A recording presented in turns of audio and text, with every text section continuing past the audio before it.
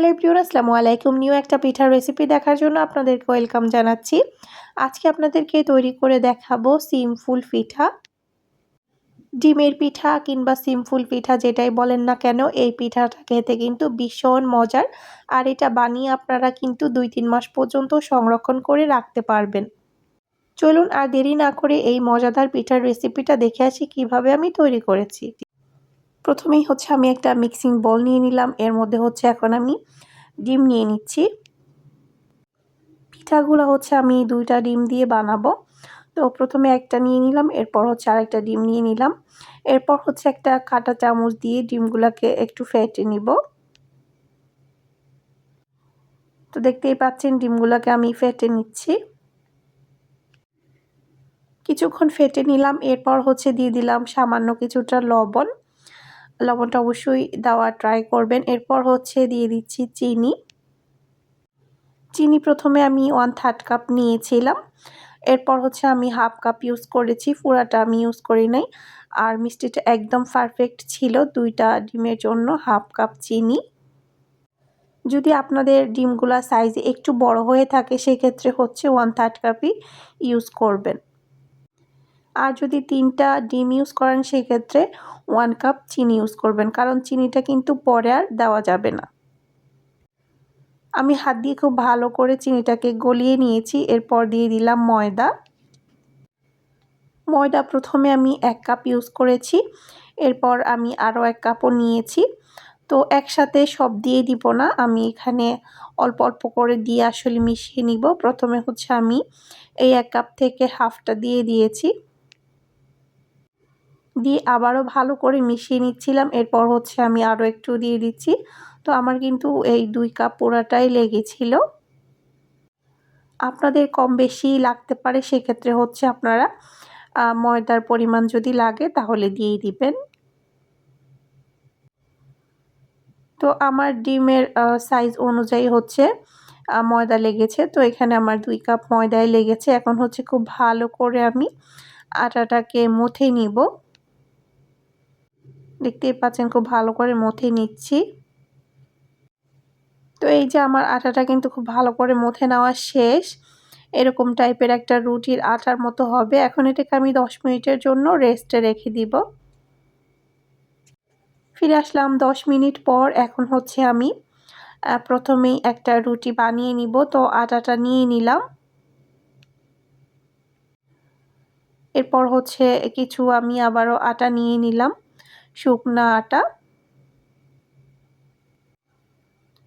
আটা বলেন ময়দা বলেন একটা নিলেই হবে আর কি। তো এখানে আসলে এগুলা ময়দা। তো যাই হোক, এরপর খুব ভালো করে আমি এখন রুটির মতো করে একটা পাতলা রুটি বানিয়ে নিব। এই যে রুটিটা বানিয়ে নিচ্ছি এখন। রুটিটা পাতলাও না মোটাও না, ওইরকম টাইপের হবে। তো এজন্য আমি এই যে বানিয়ে নিচ্ছি। বেশি মোটা করে ফেললে আবার দেখা যাবে যে এটা একদম মচমচে টাইপের ভাজা হবে না। সেক্ষেত্রে একটু পাতলা টাইপের করে বেলে নিলে পিঠাগুলা খুব সুন্দরভাবে হয়। রুটিটা আমি বেলে নিয়েছি। এখানে আমি 2টা ঢাকনা নিয়েছি।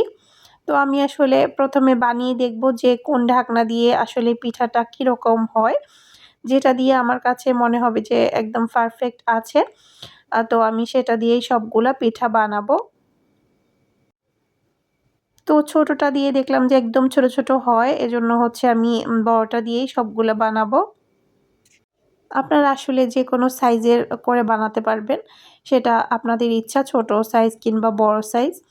তো আমি যেহেতু বড় সাইজটা দিয়ে বানাচ্ছি, এজন্য প্রথমেই আমি পুরা রুটিটার মধ্যে এভাবে করে কেটে নিব,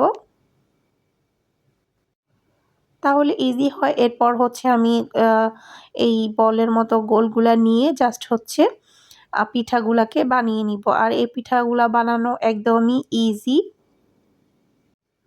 তো আমি গোল গোল করে নিয়েছি। এখন আপনাদেরকে আবারও দেখাচ্ছি।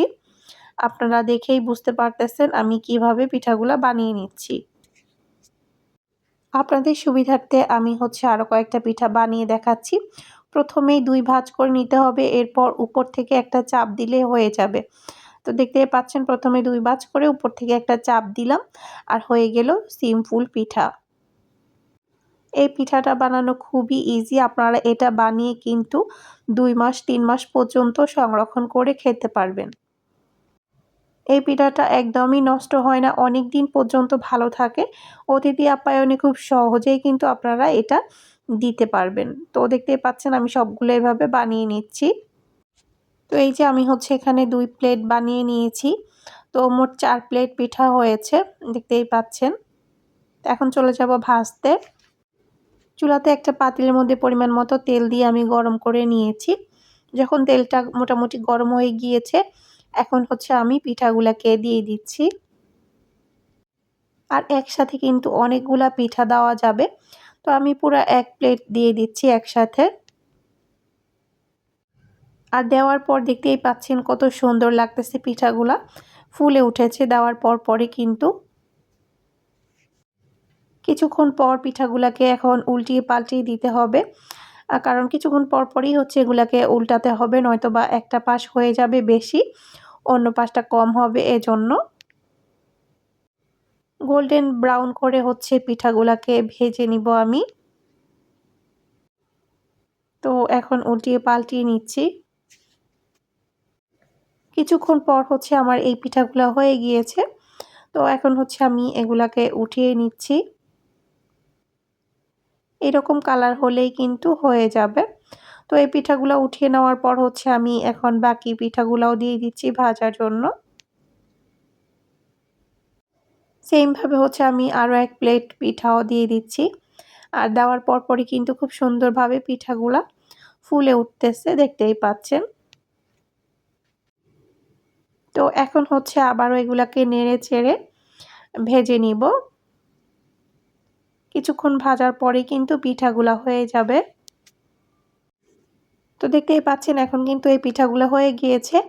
আমি এই পিঠাগুলাকে হচ্ছে এখন উঠিয়ে নিব। ফিরে আসছি সবগুলা পিঠা ভেজে নেওয়ার পরে। দেখতেই পাচ্ছেন কত সুন্দর হয়েছে পিঠাগুলা, একদমই মচমচে আর খেতে কিন্তু খুবই মজার এই পিঠা। আপনারা অবশ্যই হচ্ছে একবার হলেও ট্রাই করে দেখবেন। একটা পিঠা আপনাদেরকে আমি ভেঙেও দেখাচ্ছি কতটা পারফেক্ট হয়েছে। আজকের রেসিপিটা এ পর্যন্তই ছিল। সবাই অনেক বেশি ভালো থাকবেন। নেক্সট ভিডিওর জন্য ওয়েট করবেন। আজকের মতো এখানে আল্লাহ হাফেজ।